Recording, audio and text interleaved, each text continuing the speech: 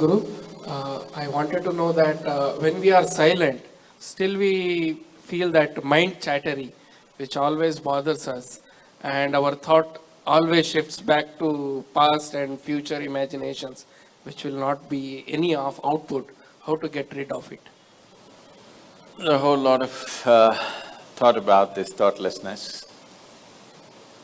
Thoughtlessness, no mind, these kinds of terms have been propagated all over the place, and these terms have been badly misunderstood and made into all kinds of things, and people are striving how to stop my mind. It took millions of years of evolution to get a mind of this kind of capability, isn't it? Millions of years of tremendous amount of nature's work that today you have a mind of this kind of scope. And now you want to stop it. Why is it that you want to stop it? If your mind was constantly producing absolute pleasantness for you, would you think how to stop this mind? Would you? No. It's producing a lot of unpleasantness. That's why you're thinking of how to stop the mind. This is the first thing, wherever you go in the world, this has gone so much into people's mind. If you tell them you meditate, they say, "But Sadhguru, I'm not able to stop my mind." I said, that will happen only after you stop your kidneys, liver, heart. You stop all these things, then the mind will also stop. Do you want it to stop? No.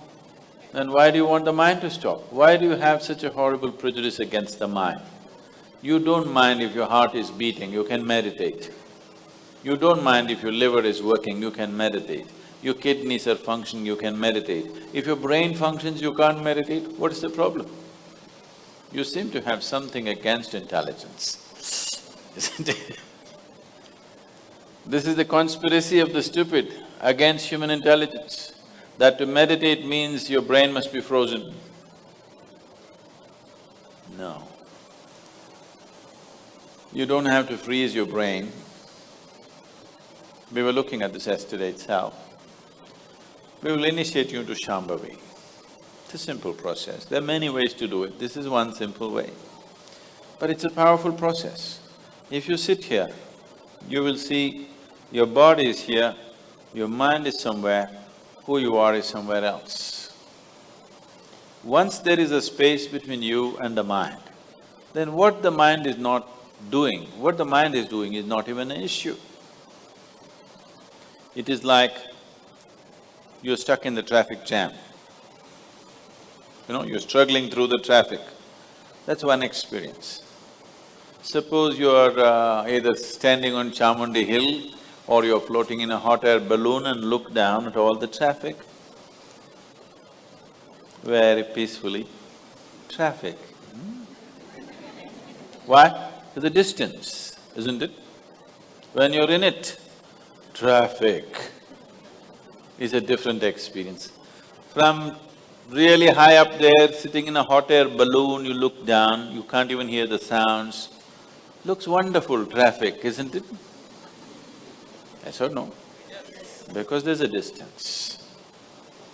So once there's a distance between you and your mind's activity, mind is not a problem. Mind is a miracle, it is not a problem. And anyway, if thoughts are going continuously, if you're having a mental diarrhea, obviously you ate some bad food, isn't it? Yes. If you're having a physical diarrhea, you ate some bad food, isn't it? If you're having a mental diarrhea, you are obviously consumed something wrong. What this wrong thing could be is, the moment you identify yourself with something that you're not, then you're finished. Your mind is a continuous runs. There is no other way. Do what you want, try as hard as you want, it is not going to stop. If you do not identify yourself with anything that you are not. You know how to be with everything, you know how to use everything, but you're not identified with it, then you will see if you sit here, simply mind will be like this. If you want to use it, you can use it, otherwise it'll be like this.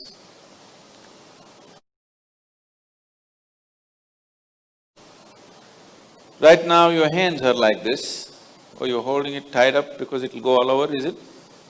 No. You can keep it like this. You can keep it like this, you can keep it like this. When you want to use it, you can use it. So it's a useful instrument. Suppose your hands become like this. You know, some people have become like this. Yes or no?